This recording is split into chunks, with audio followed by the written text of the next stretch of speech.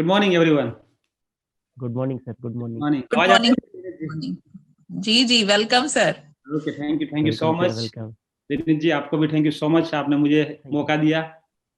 और जितने भी हमारे डिस्ट्रीब्यूटर है वेस्टेज परिवार के सभी लोगों को थैंक यू सो मच और विश यू वेल्थ। और विनीत जी ने आज बताया कि आपकी एक लाइफ स्टोरी बतानी है, जो आप लास्ट 10 साल में क्या किया, उससे पहले क्या करते थे। तो मेरी बात करूं तो मेरा नाम है ईश्वर पटेल और नडियाद से हूं। और वैसे तो मैं एक किसान परिवार से हूं और मैंने खेती बाड़ी भी की हुई है लगभग 5-6 साल। और हमारा पूरा परिवार, हमारा जो फैमिली है वो अभी भी किसान ही है सब। गांव में खेती बाड़ी है, लेकिन मैं सबसे बड़ा था और मेरे 2 छोटे भाई और 2 बहनें थी। तो मैं फैमिली में सबसे बड़ा था। और हमारा गांव एक ऐसा है कि टोटली मतलब आदिवासी एरिया है। और जो सिटी है उससे 10 किलोमीटर अंदर अ, डूंगरों के बीच, पर्वत के बीच के गांव है हमारा छोटा एक। और जंगल के बीच में गांव है, 15 घर की बस्ती है। और पूरा चारों तरफ डूंगर ही डूंगर है, पर्वत है। और वहां से 10-12 किलोमीटर सिटी होती है। और वहां भी सिर्फ 10 तक ही पढ़ सके ऐसी स्कूल थी, बस उससे ज्यादा कोई स्कूल भी नहीं थी। और हमारी जो परिस्थिति थी, हमारी जो फैमिली थी, वो टोटली मिडिल क्लास फैमिली थी। मतलब कि बस खेती बाड़ी करते थे, घर चलता था बस। और दूसरा कोई ना गाड़ी थी ना बाइक था, ऐसा परिवार था। और हमारा पूरा गांव ऐसा था टोटली, क्योंकि जंगल के एरिया में जमीन थी, तो पूरे पेड़ निकाल के टोटली जमीन बनाई थी। तो परिस्थिति ऐसी थी। तो मैं लगभग 10 तक पढ़ पाया, बस उससे ज्यादा पढ़ नहीं पाया। और आगे बाहर जाने के सिटी में बाहर जाने के लिए पैसा भी नहीं था। तो इसीलिए मैं 10 तक पढ़ा और बस कर दिया और खेती करने लगा। लेकिन कई हमारे रिश्तेदारों ने बताया कि भाई आप बड़े हो तो खेती में तो आप सब रहोगे तो भी इतना होगा, अकेले रहोगे तो भी इतना होगा। तो आप बड़े हो तो कहीं सिटी में निकल जाओ। तो मैंने सोचा कि चलो सही बात है इनकी, तो अब क्या करें। तो कई लोगों ने सजेस्ट दिया, एडवाइस दिया कि भाई आपको कोई कारीगर मैकेनिकल का काम सीख लो। तो मैं मोटर रिवाइडिंग का काम सीखने के लिए हमारे जीजा जी के वहाँ अहमदाबाद चला गया। अहमदाबाद के अंदर गया और हमारे जीजा जी वहाँ में रहने लगा, उसके साथ रहा। और टोटली मोटर रिवाइडिंग इलेक्ट्रिशियन का काम सीखा। और वहीं भी अच्छा चल रहा था। और वो भी कमा रहे थे और हमको भी अच्छा इनकम मिल रही थी। तो थोड़े दिन के अंदर क्या हुआ कि लगभग 2-3 साल के बाद वहाँ टोटली जो रोड था वो बिल्कुल चौड़ा हो गया। और टोटली जो हमारी दुकान थी जिया जी की, वो टोटली दुकान टूट गई, सिर्फ 9 की दीवार बची इतनी। तो फिर मैं वापस घर पे आ गया और खेती करने लगा। और लगभग फिर 1 साल खेती किया। फिर वो मेरे साथ एक दूसरा एक दोस्त था, तो वो भी रिवाइडिंग का सीखने के लिए उधर आया था अहमदाबाद। तो एक दिन वो कहीं फंक्शन के अंदर वो मिल गया, तो बोला कि चलो हम दोनों कुछ करते हैं और जगह पर जहाँ ज़्यादा मोटर हो, वही ऐसे एरिया में हम चले जाते हैं। तो सोचा था कौन से एरिया में ज़्यादा मोटर है। तो जो हमारा जो लकड़े का पीठे का जो बिजनेस होता है, तो वो एक नागपुर के अंदर ज़्यादा था, 1000 से ज़्यादा लकड़े के पीठे है। और दूसरा जो है वो भारत के अंदर नडियाद के अंदर 400 से ज़्यादा पीठे है लकड़े के। तो हमने सोचा कि चलो अहमदाबाद के पास में ही नडियाद पड़ता है, 30-40 किलोमीटर। हम दोनों अहमदाबाद गए और वहाँ ट्रेन में बैठकर नडियाद जाते थे। और एक बार गए, 2 बार गए, 3 बार गए, तो वहीं कहीं कोई दुकान मिला नहीं। तो हमने सोचा कि चलो अब अगली बार हम बड़ौदा जाएंगे, उससे आगे 50 किलोमीटर दूर और एक बड़ौदा सिटी है, वडोदरा। तो वहाँ जाने का सोचा। लेकिन अ, हमारे जीजा जी ने कहा एक बार जाकर देखो। तो फिर एक बार नडियाद ट्रेन में उतरे और किसी को पूछा कि भाई यहाँ कहीं दुकान मिलेगी, हमें मोटर वाइडिंग का काम स्टार्ट करना है। तो कहीं एक लड़का मिला, उन्होंने बोला कि हमारे पास में ही एक जीआईडीसी के अंदर एक खाली दुकान पड़ी है, तो किराए पे देनी है। तो हम उनके साथ स्कूटर में बैठ गए और वहाँ दुकान देखी तो अच्छी लगी और तुरंत हमने फाइनल कर दिया। और वहाँ किराए पे दुकान रखी। और वहाँ दुकान जो थी वो सिर्फ 500 रुपये किराए पे रखी 1 महीने का। और वहाँ हम दोनों ने मित्रों ने मोटर रिवाइडिंग का काम स्टार्ट किया।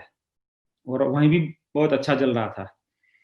लेकिन बोलते हैं ना, जब अच्छा चलने लगता है तो कोई ना कोई कंपटीशन होती है। वो कहानी सभी आप लोगों को पता होगा कि वो राजा वाली, कि राजा जी को शिकार करने की इच्छा हुई। तो उनका प्रधान के साथ बोला कि प्रधान जी आज हम जंगल में चलते हैं शिकार करने के लिए। तो राजा जी बोले आज तलवार की धार मैं निकालूंगा, आप नहीं। तो राजा जी खुद बैठ गए तलवार की धार निकालने के लिए। तो धार निकालते के समय उसका उंगली कट गया। तो उनका प्रधान ने बोला कि भाई जो होता है वो अच्छा होता है, अच्छे के लिए ही होता है।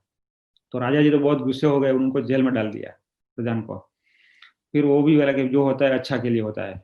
लेकिन फिर राजा जी अकेले निकल गए घोड़ा लेकर, और उनका जो एरिया था राजा का उनसे और आगे निकल गए। तो वहाँ टोटली आदिवासी एरिया था।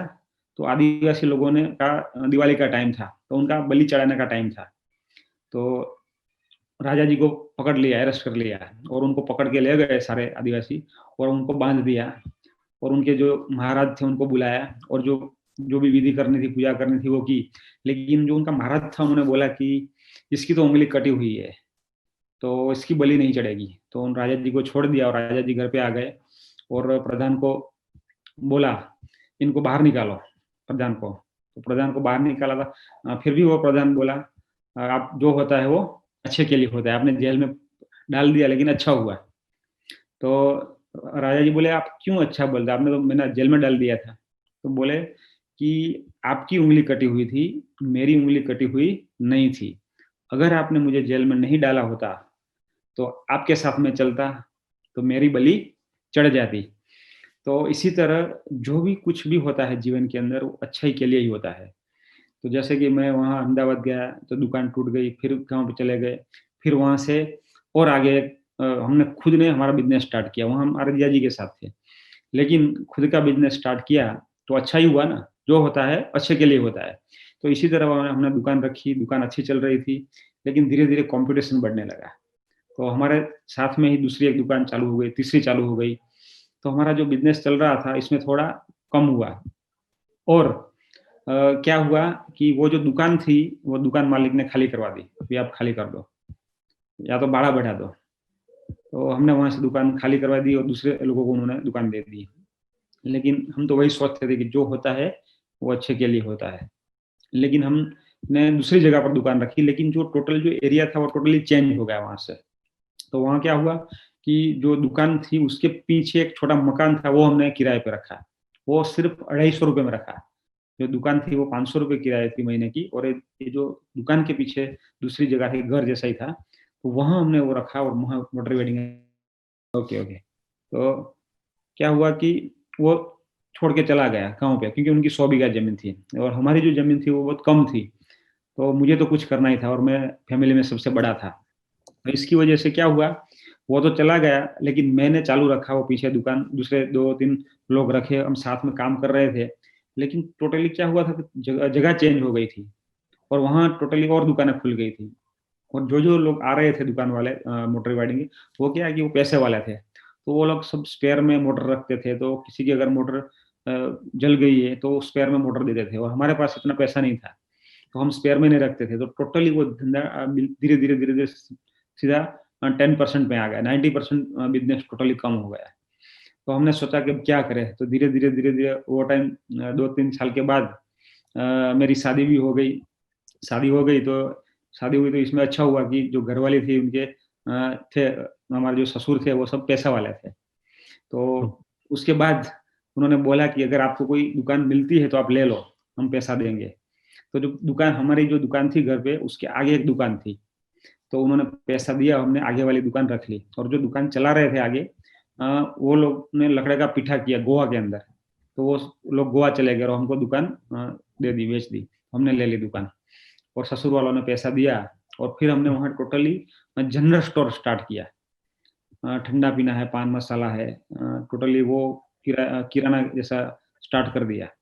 तो धीरे धीरे धीरे धीरे टोटली हमारी लाइन टोटली चेंज हो गई। तो वो भी अच्छा चलने लगा था, एसटीडी भी जबरदस्त चल रहा था। 2 एसटीडी मशीन थे, और जो रुपया डालते हुए फोन होता था वो भी 3 मशीन लगाया था दुकान के अंदर। लेकिन वो ऊपर जो थे वो छत था, वो छत नहीं था, सिर्फ पतरे थे जो सीमेंट के आते हैं वो। तो इसकी वजह से क्या हुआ, धीरे धीरे अच्छा चलने लगा। तो वहाँ हमारी एक बार चोरी हो गई, तो पूरा दुकान के अंदर माल सब लेके गए थे, ले चले गए चोर लोग। और उसके बाद फिर हमने ठीक ठाक किया, उसके बाद फिर बार एक चोरी हुई। इसी तरह 3 से 4 बार चोरी हो गई दुकान के अंदर। तो मतलब इनका संकेत होता था कि भाई आपको और बिजनेस कुछ बदलना पड़ेगा। लेकिन हम तो बोलते हैं ना कि जो करते हैं, वो जो सोचते हैं, जो बिजनेस करते थे, वही बिजनेस में हम तो और क्या करना है, कैसे करना है, वही हमारी सोच रही। तो धीरे-धीरे हमने क्या किया, वो दुकान टोटली हमने पक्की बना दी और अच्छा चल रही थी। 10, 15, 20 हज़ार का रोज का काउंटर था, खुद की हमारी दुकान थी।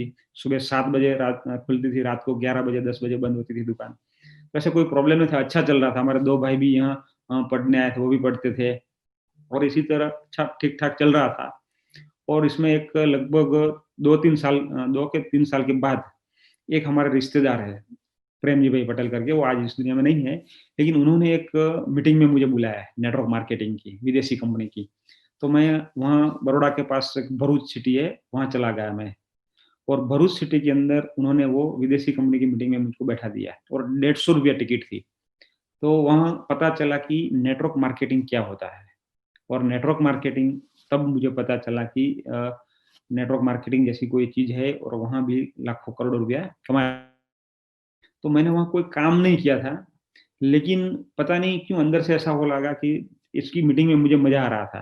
तो जब भी वो कहीं भी मीटिंग सेमिनार्स होता था, तो वो मेरे को बोलते थे और मैं चला जाता था।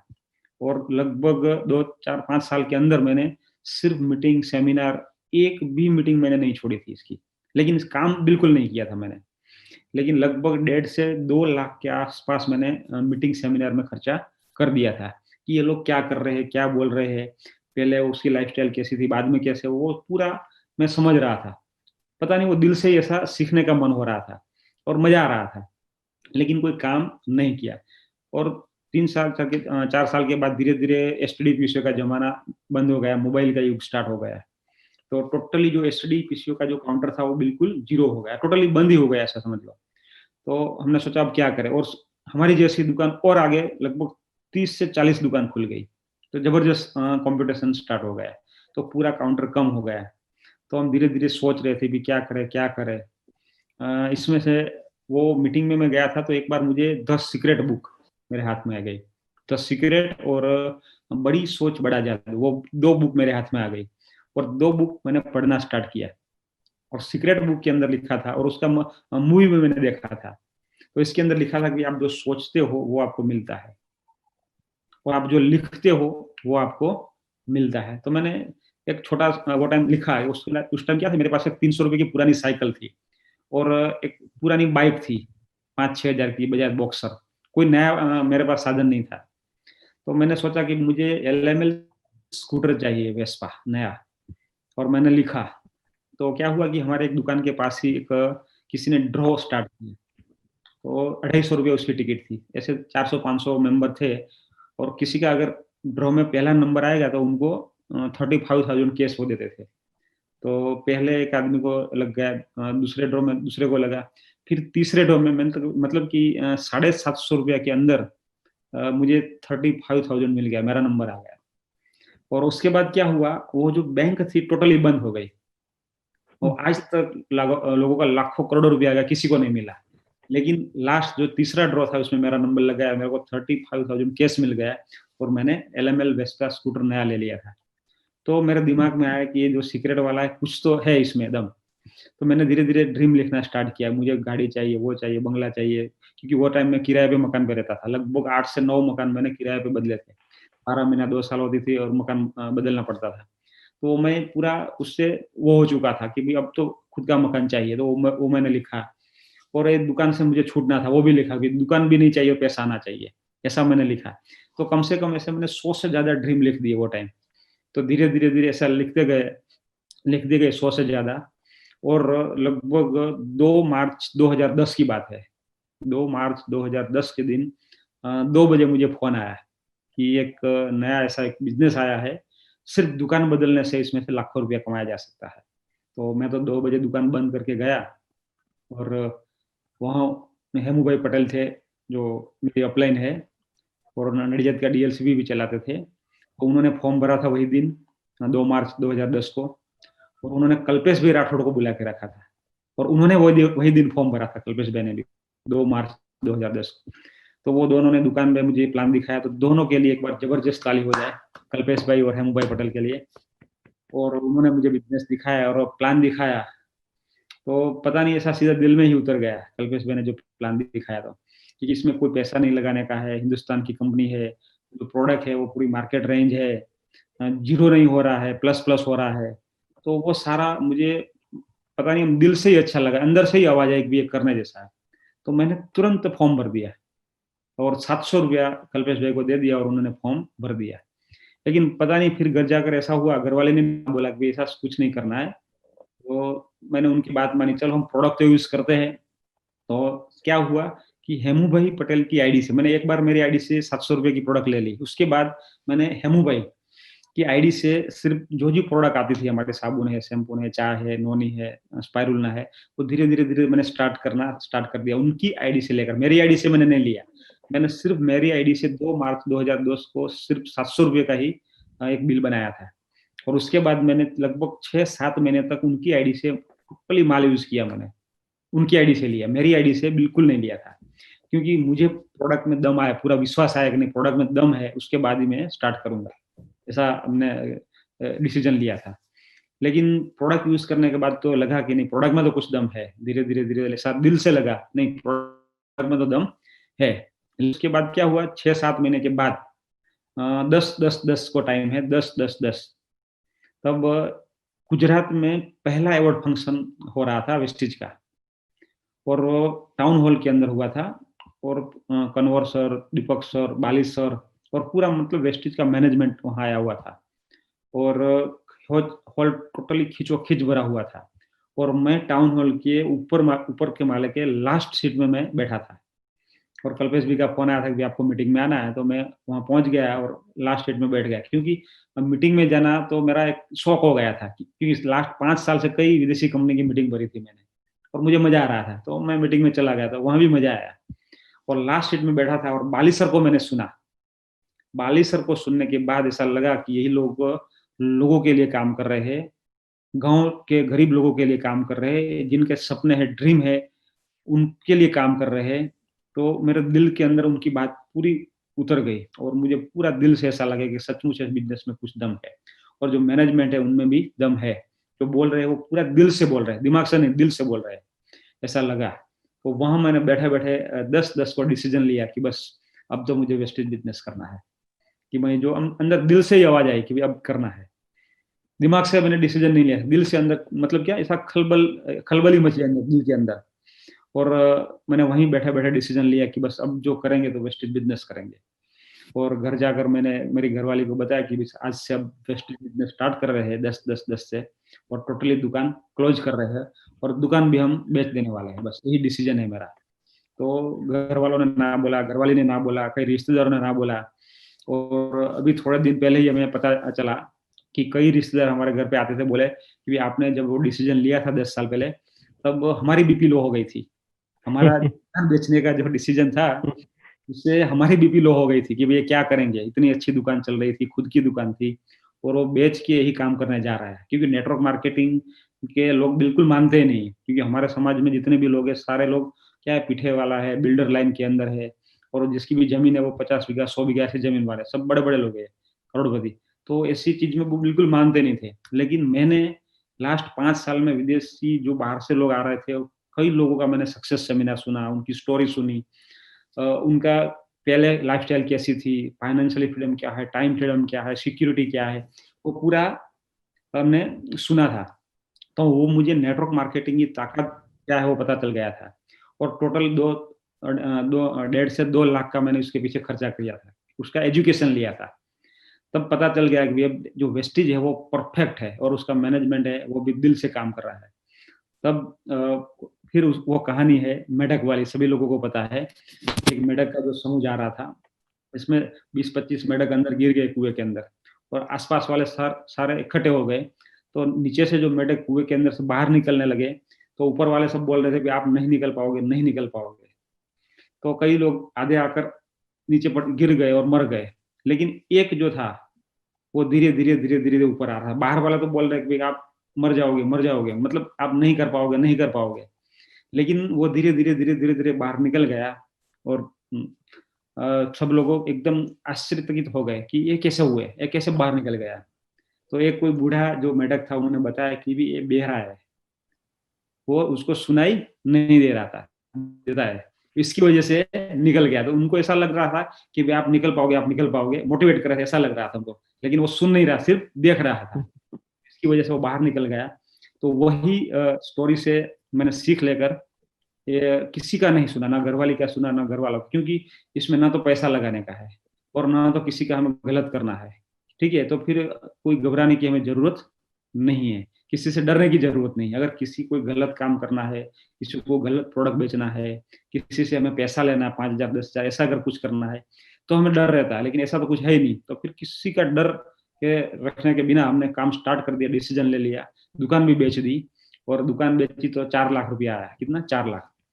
तो मैंने सोचा कि चलो एक खाने पीने में तो चलेगा 1 साल। तो इसी तरह मैंने स्टार्ट कर दिया और घर पे बुलाया 5-10 लोगों को भी, मैंने एक नया बिजनेस स्टार्ट किया है और आपको प्रोडक्ट यूज करना है, आपको अच्छी लगे तो दूसरों को बताना है, अगर ना लगे तो बंद कर देना है। अगर कोई भी प्रोडक्ट आपको पसंद नहीं आती है तो घिसा हुआ साबुन मेरे को वापस देने का, आपका जो एमआरपी है, वो जो आपने पैसा दिया है वो मेरे से वापस ले लेना।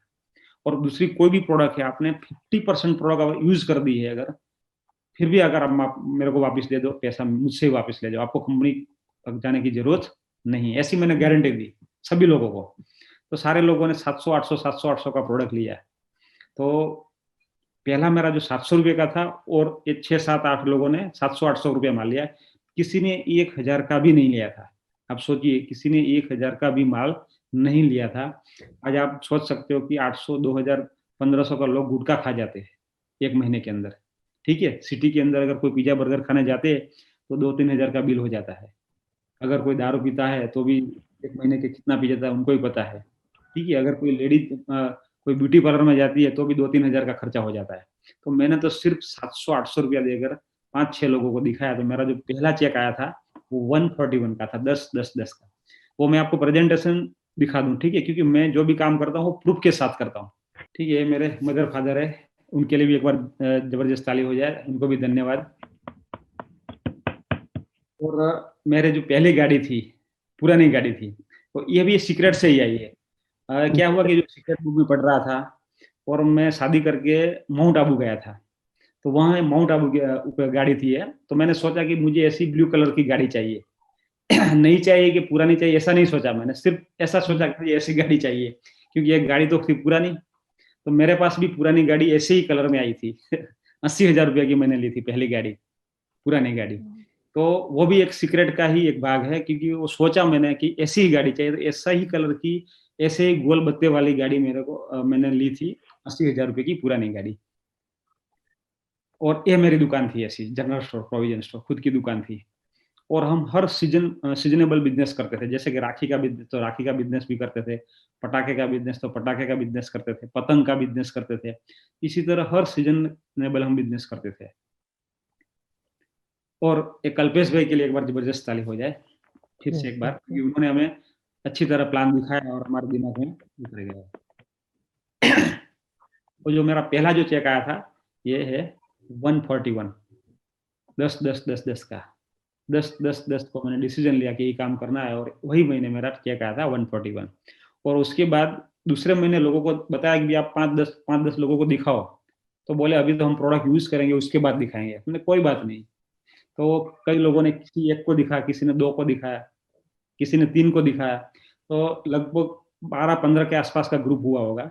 तो मेरा दूसरा आया था 290 का। और उसके बाद तीसरे महीने 1773 का चेक आया, जब लगभग 30-40 के आसपास का मेरा ग्रुप हो गया था। और जो जो लोग है, जैसे चिराग भाई भी है, उन्होंने भी 700 रुपये का ही प्रोडक्ट लिया था। जो गुलशन भाई पटेल है, उन्होंने भी 700 रुपये का ही प्रोडक्ट लिया था। सभी को मैंने ही प्लान दिखाया था। तो जितने भी हमारे ग्रुप में आए थे, सभी लोगों ने 700-800 का, किसी ने 1,000 का भी माल नहीं लिया था। वो टाइम की बात कर रहा हूँ, जिसको भी मैंने प्लान दिखाया। तो ये मेरा 1700 का तीसरे महीने का। और उसके बाद मेरा जो चेक आया था वो मैं चौथे महीने डायरेक्टर हो चुका था, क्योंकि मैंने जो काम किया था वो प्लानिंग से ही किया था और पूरा गारंटी के साथ ही किया था कि अगर आपको प्रोडक्ट पसंद नहीं है तो 50% यूज की हुई प्रोडक्ट मुझे वापस दे दो, वापस। तो इसी तरह लोगों ने हम पर विश्वास किया और हम करते गए। उसके बाद 20,000 का चेक आया, 30,000 का आया, फिर 60,000 का, फिर 1 साल के अंदर जो मेरा चेक आया था वो 1,06,000 का था। 1 साल के अंदर, 1 साल के अंदर मैंने गाड़ी ले ली थी 11 को, बीट गाड़ी नहीं ली थी 1 साल के अंदर। और 1 साल के अंदर मैं ब्रॉन्ज डायरेक्टर भी नहीं हुआ, सिल्वर भी नहीं हुआ, गोल्ड भी नहीं हुआ, सीधा स्टार डायरेक्टर हुआ था। और मैंने पहला अवार्ड लिया था स्टार डायरेक्टर का। और 1 साल के बाद जो मेरा चेक आया वो था 2,26,000 का। और उसके बाद 1 साल के बाद 3 लाख का। उसके बाद जो चेक आया था वो 4,86,000 का। और उसके बाद जो चेक आया था वो 5 लाख, फिर 6 लाख का, फिर 7.5 लाख का, और इसके बाद 8 लाख का, और इसके बाद 9 लाख का। और इसी तरह चेक बढ़ता गया, 11.5 लाख का, फिर 13 लाख का। और हाईएस्ट जो चेक आया था मेरा 14,88,000 रुपये, गुजरात में हाईएस्ट चेक आया था। और गुजरात में फर्स्ट मर्सिडीज गाड़ी भी मैंने ली थी, और फर्स्ट DUCD लेवल भी मैंने अचीव किया था गुजरात के अंदर। तो धीरे धीरे आगे बढ़ते गए, 11 को मैंने गाड़ी लिया, पहला बीट गाड़ी नया। और उसके बाद तुरंत मैंने 12 को खुद का बंगला लिया, ड्रीम बंगला। और उसके बाद 15 को मैंने मर्सिडीज बेंज गाड़ी ली, ये मैंने खुद का घर लिया। और उसके बाद मेरी वाइफ को मैंने गाड़ी गिफ्ट में दिया। वो बोले अब रिक्शा में नहीं जाएंगे सब्जी लेने के लिए। तो मैंने बोला चलो आप भी ले लो गाड़ी, तो उनको भी मैंने गाड़ी दिया। और हम पहली टूर की थी मलेशिया की, तो बालिश सर के साथ मेरा नंबर आया था, और हम 1.5 घंटे बालिश सर के साथ बैठे थे एक साथ। और तब मेरा चेक था 1.5 लाख रुपए का। तब बालिश सर ने बोला था 1.5 लाख का चेक 1.5 करोड़ में कब कन्वर्ट हो जाएगा पता ही नहीं चलेगा। और दूसरी टूर की थी हमने रुशिया, अपलाइन भी साथ में थे और डाउनलाइन भी साथ में थे, चिराग भाई और कल्पेश भाई दोनों। और हम गए थे फैमिली के साथ। और उसके बाद इंडोनेशिया पूरे बच्चों के साथ गए थे हम। और हम गए थे मॉस्को। और दीपल और नीलेश पत्रावाला के लिए भी एक बार जबरदस्त ताली हो जाए। उन्होंने आज millennium world wide system, education system start किया है, तो इसकी वजह से हम पूरे वर्ल्ड में बिजनेस कर रहे हैं, क्योंकि उनकी सिस्टम की वजह से हम जबरदस्त बिजनेस कर रहे थे। उनके लिए भी एक बार और ताली हो जाए।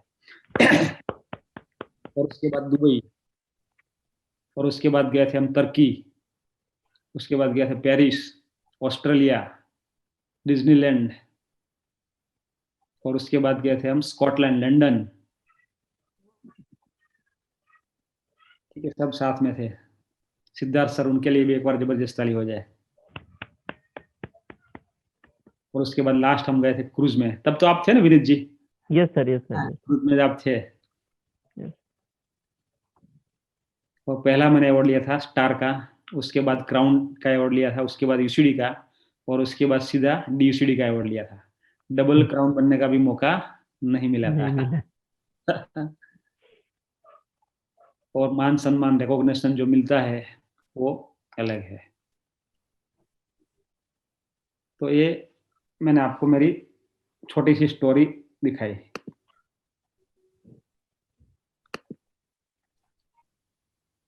तो मैंने इतना सिर्फ 10 साल के अंदर किया, और मेरे कंप्लीट 10 साल अब हो चुके हैं, ये लास्ट मंथ 10। तो आप सभी लोगों का, वेस्टेज परिवार का, मिलेनियल वर्ल्ड वाइड सिस्टम का, और हमारे जितने भी ग्रोथ लाइन, हम डाउन लाइन नहीं बोलते, ग्रोथ लाइन बोलते हैं, ठीक है, ग्रोथ लाइन का, और हमारे जितने भी कस्टमर है, जितने भी डिस्ट्रीब्यूटर, सभी लोगों का धन्यवाद। क्योंकि उन सभी लोगों का सपोर्ट की वजह से आज हम 10 साल पूरे किए। साल के अंदर हमने सारे ड्रीम्स पूरे किए। और 10 साल के अंदर कई कोरोना भी आया हमारे साथ जिंदगी के अंदर, ठीक है। जैसे अभी पूरे देश के साथ कोरोना आया, इसी तरह हमारा हर साल एक बार कोरोना आता था। जब काम स्टार्ट किया, तो 1 साल मैंने काम स्टार्ट किया, 1.5 लाख का चेक था, तब एक कंपनी आई। और कैसी कंपनी, हमारा जो पूरा गुजरात का जो CNF एजेंट था, वो हम सब लोग मैनेजमेंट के साथ मलेशिया गए थे, तो उन्होंने पीछे एक मलेशिया कंपनी स्टार्ट कर दी। और हमारे 4-5 जो लीडर थे, क्राउन था, डायमंड था, स्टार थे, तो सारे लोगों को डाइवर्ट कर दिया, उनको लालच देके, पैसा देके। और हम जब आए तो सारे लोग डाइवर्ट हो चुके थे, पूरे वलेसिया कंपनी में चले गए थे, और कंपनी ने उनको CNF एजेंट से निकाल दिया, और कंपनी ने खुद ने अहमदाबाद में ऑफिस स्टार्ट किया था। लेकिन वो जब लगभग 20,000 पीवी आ रहा था, तो सीधा वो 2,000 पीवी पे बिजनेस आ गया था। लेकिन जो क्राउन हो जाता है, डायमंड हो जाता है, स्टार हो जाता है, 30-40 का अगर चेक बनता है, फिर भी अगर वो चला जाता है, तो हम उनको क्या समझेंगे? ठीक है, तो उन पर हमने फोकस नहीं किया। ठीक है, अगर कोई नया है उन पर फोकस करेंगे तो अच्छा है, क्योंकि वो चला जाता है तो उनको हम छोड़ देते हैं, क्योंकि इतने लेवल वाले लोगों को अगर समझ में नहीं आता है कि ये छोड़ना चाहिए कि नहीं छोड़ना चाहिए, छोड़ देते हैं। तो फिर हमने उन पर फोकस नहीं किया, हमने नीचे नीचे नीचे काम स्टार्ट किया, तो फिर हम वो लाइन में अच्छे पीवी आने लग गए। फिर 1 साल के बाद दूसरी एक कंपनी आई, तब हमारे 2-3 क्राउन है, डायमंड है, ऐसे चले गए। तब हमने हमारा खुद का बंगला लिया।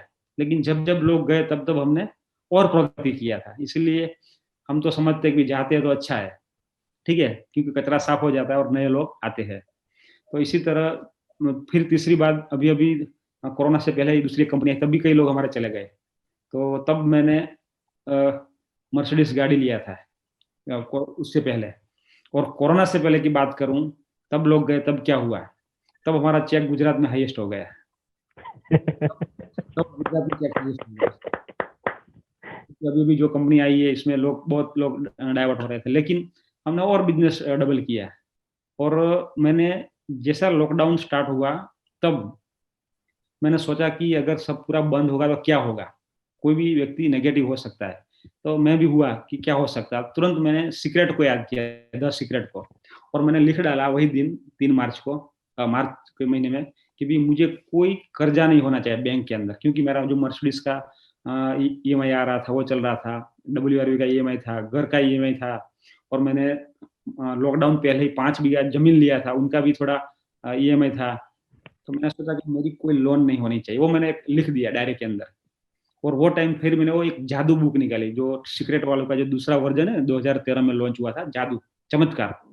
तो वो बुक मैंने पढ़ना स्टार्ट किया, और मैंने लिख दिया कि कोई कर्जा दिसंबर से पहले नहीं होना चाहिए, दिसंबर से पहले पूरी लोन खत्म होनी चाहिए।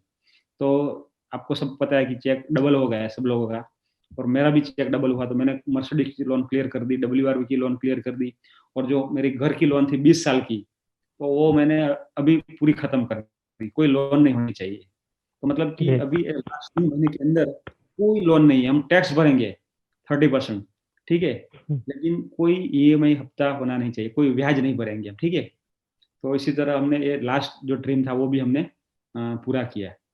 और अभी जबरदस्त बिजनेस चल रहा है, चारों तरफ मोमेंटम जबरदस्त है, और सभी लोग बिजनेस कर सकते हैं। लेकिन क्या है कि कोई लालच में नहीं पड़ना है, वो ध्यान रखना पड़ेगा। क्योंकि हमने जब जब कई कंपनी आई, हमने कई कंपनी वालों ने 50 लाख रुपया देंगे, आ जाओ हमारी कंपनी में, जैसे बुलाकर लालच देने की कोशिश की थी। तो हमारी कई डाउनलाइन चली गई थी, और एक अपलाइन भी चली गई थी हमारी, लालच में फंस गई। तो आज सारे लोग जीरो हो चुके हैं। तो लालच में कभी नहीं पड़ना है, क्योंकि काम खुद को ही करना पड़ेगा। बस एक नियम याद रखना, सिद्धांत की, कोई भी काम हमें खुद को करना पड़ेगा। कोई अगर बोलता है कि मैं आपको डायरेक्टर बना दूंगा, क्राउन बना दूंगा या सिल्वर बना दूंगा, कोई कुछ बना नहीं सकता है, खुद को ही बनना पड़ता है, ठीक है। अगर ऐसा कोई बना देता है, तो हमारे इंडिया के अंदर कितनी झुपड़पट्टी है, सभी लोगों को क्राउन नहीं बना देते वो लोग, ठीक है। तो इसी तरह कोई बनता नहीं है, कोई बना नहीं सकता है, खुद को ही बनना पड़ेगा, खुद को मेहनत करना पड़ेगा, खुद को सीखना पड़ेगा। क्योंकि मैंने आज तक एक भी वेस्टेज की मीटिंग नहीं छोड़ी है, मैंने आज तक मिलियनर वर्ल्ड वाइड का कोई भी सेमिनार नहीं छोड़ा है।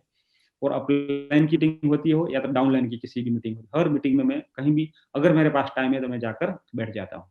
कभी भी ऐसा नहीं है कि भी मुझे आता है सब आता है, ऐसा मैंने नहीं रखा है।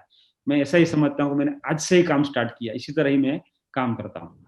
तो वो मुझे फायदा मिला है कि कई लोग गए आए, इससे हमें कोई फर्क नहीं पड़ा, सिर्फ हमारा ग्रोथ ही हुआ है। तो यही चीज है। और दूसरी चीज ये क्या है कि कई लोग, हमारे ग्रुप में कई ऐसे भी लोग थे कि भी वो लीडर तो बहुत बढ़िया है, वो विदेशी कंपनी वाले जो लीडर आए थे वो जबरदस्त सेमिनार कर रहे हैं, वो कर रहे हैं, तो उसका ग्रोथ जबरदस्त हो रहा है, उनका चेक जल्दी बढ़ रहा है। लेकिन मैंने बताया भाई, वो लोग 15 साल से डायमंड कर रहे हैं, 15 साल उन्होंने दिया, 18 साल दिया, तब हाँ ये चेक बन रहा है, ऐसे नहीं बन रहा है, ठीक है? तभी उनका चेक बन रहा है, ऐसे नहीं बन रहा है। 18 साल उधर दिया था, उसके बाद यहाँ आए। और हमारे जितने भी एम्बेसडर है जो जुड़े हैं वेस्टेज कंपनी में, उन्होंने रास्ता बनाया एक्सप्रेस वे, उनको देखकर आज वो लोग आ रहे हैं, ठीक है। और ऐसा करने से भी कुछ होता नहीं है, आज इन लोग ऐसा करते थे, बोले कि ये जबरदस्त मीटिंग कर रहे हैं, कोई बोलने वाला जबरदस्त है, स्पीच जबरदस्त देता है। ऐसे भी बिजनेस नहीं होता है, क्योंकि ऐसे भी हमारे ग्रुप में कई लोग थे जबरदस्त स्पीच देने वाले, जबरदस्त मोटिवेशनल ट्रेनर भी थे हमारे ग्रुप में। वो भी आज सारे लोग जीरो हो चुके हैं, क्योंकि ये सिर्फ मोटिवेशनल तो एक दिन ही टिकता है, लेकिन हमें ग्राउंड वर्क काम करना पड़ता है। जब होम मीटिंग करेंगे तभी भी हमारा बिजनेस होगा। और पूरा वर्ल्ड का रेशियो है कि जो भी बिजनेस आता है नेटवर्क मार्केटिंग के अंदर, वो होम मीटिंग से ही आता है।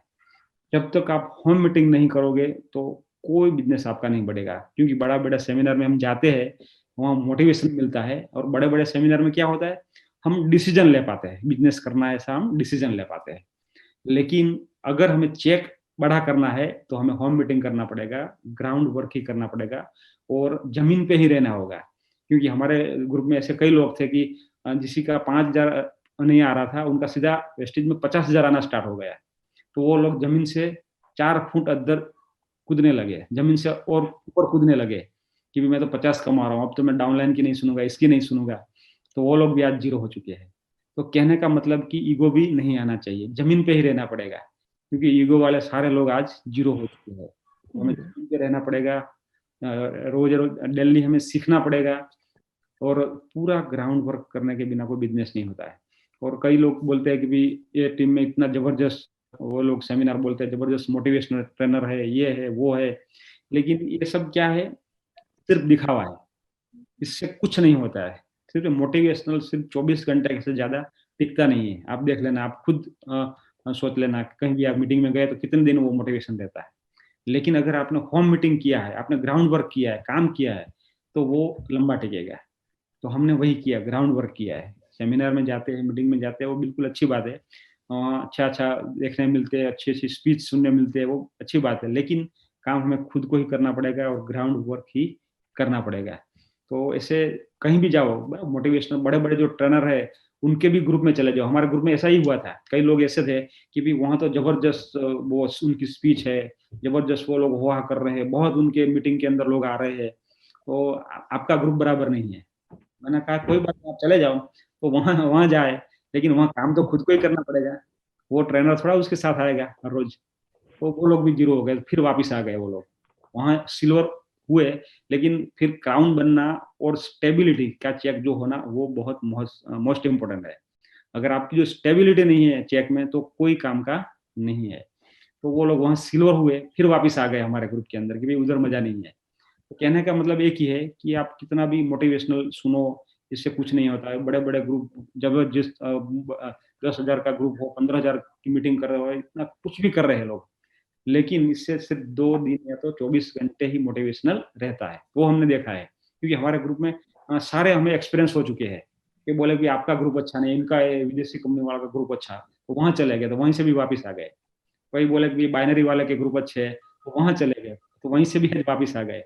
तो कहने का मतलब एक ही है कि हमें खुद को ही काम करना पड़ेगा, कोई दूसरा करके नहीं देगा। क्योंकि ड्रीम हमारे है, चेक भी हमारे अकाउंट में ही आते हैं 10 तारीख को, किसी के दूसरे के अकाउंट में नहीं आते, तो दूसरा कोई करके नहीं देगा। लेकिन हाँ, हम है लीडर है जितने भी, वो सिर्फ रास्ता दिखाएंगे लोगों को। ठीक है, तो आपका जो है सारथी वो कौन है, कृष्ण है या तो शकुनी है, वो आपको देखना है। आपको रास्ता दिखाने वाला कौन है, बस जो लोग सक्सेस है, जिसके पास मर्सिडीज है, जिनके लाखों का चेक आ रहा है, उनको पूछो कि कैसे आगे बढ़ना है। तो जो लोग मार्केट में जो नेगेटिव लोग हैं, जो घूम रहे हैं, उनको कभी नहीं पूछना है कि भी क्या करना है, कैसे करना है, क्यों बंद कर दिया सिल्वर होके, डायमंड होके, क्राउन होके। क्योंकि ऐसे कई लोग हैं हमारे ग्रुप में, डबल क्राउन भी चले गए थे। ठीक है, तो वो भी आज लोग जीरो हो चुके हैं, ऐसे लोग हैं। तो कहने का मतलब एक ही है कि जो सक्सेस है, आपका जो सारथी कौन है, आपको जो सलाह देने वाला कौन है, कृष्ण है या तो शकुनी है, बस वो आपको सोचना है। और आपका जो एसोसिएट कौन है, आपकी बैठक उठक, मतलब कि आप ज्यादातर कैसे लोगों के साथ बैठते उठते हो, वो भी ध्यान रखना है। क्योंकि हमारे ग्रुप में ऐसा भी हुआ था कि जो लोग नेगेटिव थे और बहुत बड़ी बड़ी बातें करते थे, अच्छा एजुकेशन वाले लोग थे, तो उनके साथ उनकी बैठक थी। लेकिन वो लोग क्या कर रहे थे कि बस ये तो नहीं चलने वाला, अब हम हमारा ग्रुप करते, हम अलग करते, हम दूसरी कंपनी में चले जाते, तो उनकी बातों में आ गए। मतलब कि उनकी एक बैठक अच्छे लोगों के साथ नहीं थी। वो अपने आप को होशियार समझते थे, ठीक है, अपने आप को बुद्धिमान समझते थे। तो ऐसे लोगों के संगत में रहने की वजह से क्या हुआ, उनका भी करियर खलास हो चुका है, उनका भी करियर खलास हो गया है। तो वो लोग उनके साथ गए तो आज सारे लोग जीरो हो चुके हैं। तो हमारी बैठक उठक भी अच्छे लोगों के साथ होनी चाहिए, हमसे बड़ी सोच वाले के साथ रहनी चाहिए, वो एक ध्यान रखना है, वो भी हमने किया है। दूसरा तो आप सभी लोगों को पता है कि हमें ग्रेटिट्यूड लिखना है, वो भी हम लास्ट कई सालों से लिख रहे हैं, जो जादू और सीक्रेट में बताया गया है। तो जितना हम ग्रेटिट्यूड लिखेंगे कोई भी छोटी छोटी चीज के लिए, भाई 25 रुपया का चेक आया, थैंक यू सो मच, आज तक तो 1 रुपया का भी नहीं आया था, ठीक है। 200 रुपया का चेक आया, थैंक यू सो मच भगवान को।